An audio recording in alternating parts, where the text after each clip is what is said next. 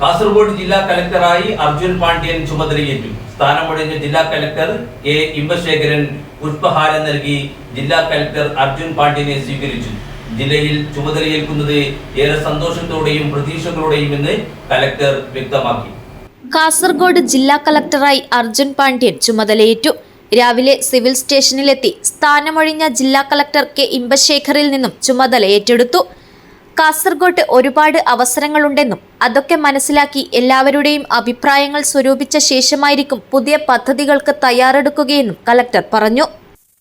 ഒരുപാട് ഓപ്പർച്യൂണിറ്റീസ് ഉള്ള ഒരു ജില്ലയാണ് കാസർഗോഡ് ജില്ല എന്നുള്ളത് അറിയാം. ഒരുപാട് ഓപ്പർച്യൂണിറ്റീസ്, ഒരുപാട് വർക്ക് ചെയ്യാനുള്ള ഓപ്പർച്യൂണിറ്റീസ് അങ്ങനെയുള്ള ഒരു ജില്ല തന്നെയാണ്.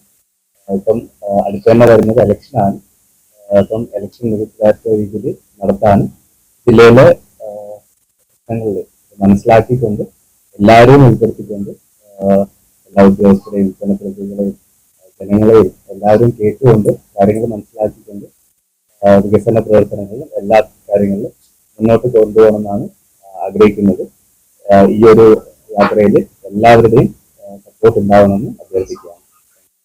തൃശൂർ കളക്ടറായിരുന്ന അദ്ദേഹം തിങ്കളാഴ്ച അവിടെ പുതുതായി ചുമതലയേറ്റ കളക്ടർക്ക് അധികാരം കൈമാറിയ ശേഷമാണ് ചൊവ്വാഴ്ച രാവിലെ കാസർഗോഡ് എത്തിയത്. സിവിൽ സ്റ്റേഷനിലെ ജീവനക്കാരും കളക്ടറേറ്റിലെത്തിയ അദ്ദേഹത്തെ സ്വീകരിച്ചു. സ്ഥാനമൊഴിഞ്ഞ ജില്ലാ കളക്ടർ കെ ഇമ്പശേഖരൻ പുഷ്പഹാരം നൽകി ജില്ലാ കളക്ടർ അർജുൻ പാണ്ഡ്യനെ സ്വീകരിച്ചു.